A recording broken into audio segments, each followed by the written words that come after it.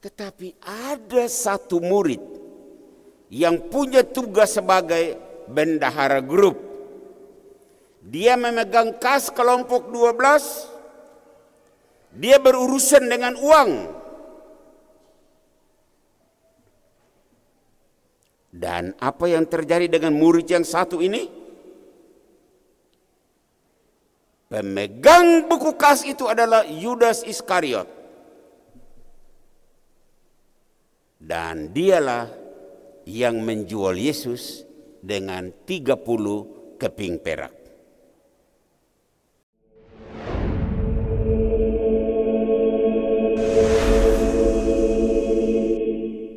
Yesus memanggil 12 murid dan mengutus mereka berdua-dua. Bapak-bapak, ibu-ibu, saudara-saudari dan anak-anak, juga siapapun yang mengikuti misa ini lewat radio Tiga Raja FM dan lewat live streaming multimedia Tiga Raja. Dalam kitab suci kita tahu bahwa Yesus memanggil banyak orang menjadi pengikutnya. Banyak. Khusus minggu ini kita dengar dalam Injil Yesus memanggil spesial 12 orang yang kita sebut 12 rasul. Itulah kelompok inti. Dan Yesus mengutus mereka berdua-dua untuk bernubuat, untuk mengusir setan dan roh-roh jahat dengan syarat yang ketat. Jangan membawa apa-apa dalam perjalanan. Kantong bekal tidak,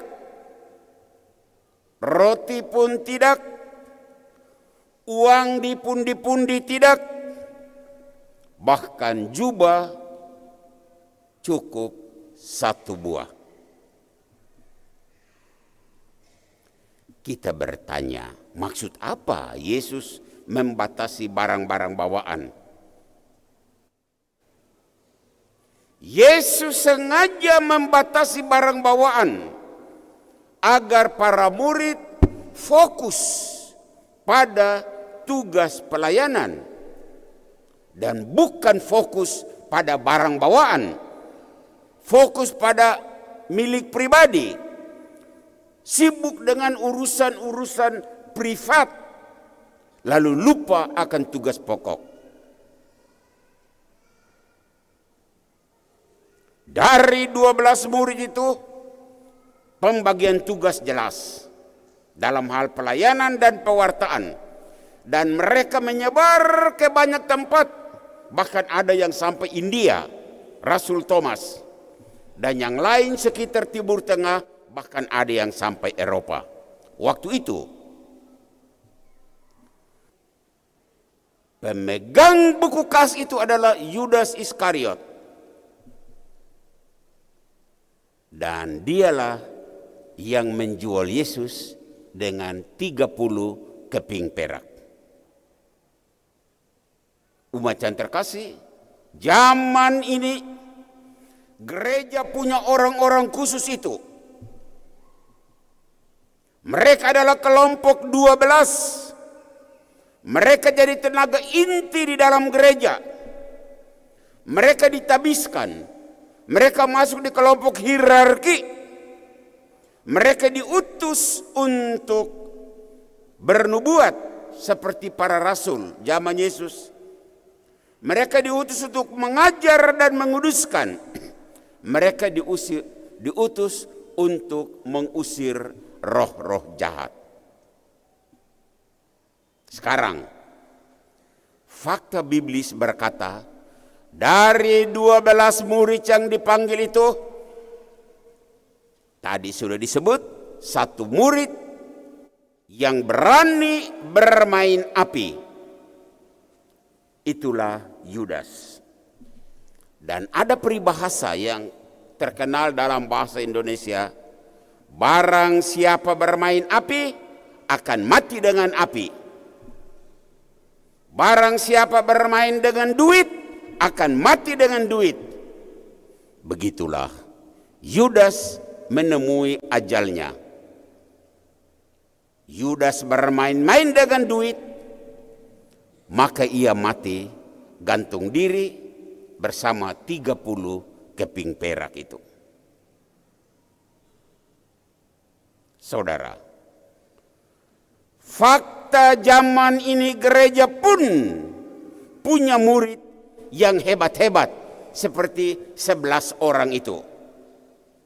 Tetapi fakta zaman ini pun gereja punya Yudas Iskariot. Sayang sekali, kaum berjubah tetapi perilaku Yudas Iskariot.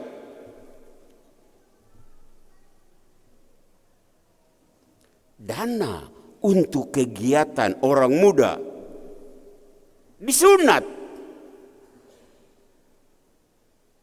Itulah perbuatan kaum berjuda zaman ini, Yudas Iskariot zaman ini, dalam diri orang berjubah. Sayang sekali. Ada orang berjubah yang ditugaskan, diminta bantuan untuk menjaga dan memonitor keuangan keuskupan. Malah uang lenyap. Katanya 2 miliar tidak tahu raib kemana. Itulah figur Yudas Iskariot zaman ini. Kaum berjubah loh.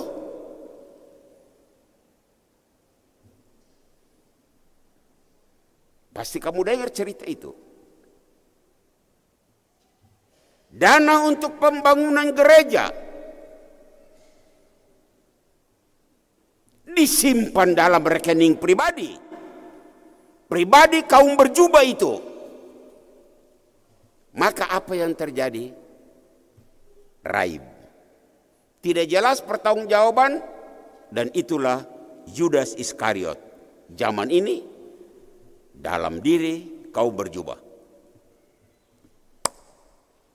Syukur masih banyak kaum berjubah lain yang pontang-panting berjuang untuk tugas pelayanan.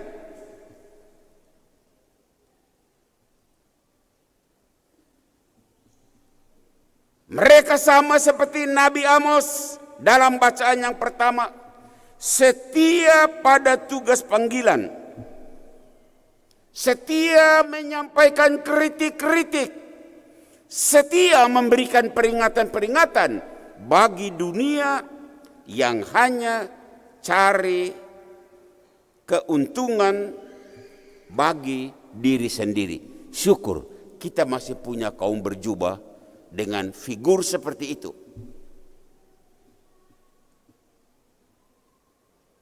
Mereka sama seperti Rasul Paulus dalam bacaan yang kedua, yang selalu mengingatkan umat agar tetap memelihara status sebagai pengikut Yesus tanpa cacat.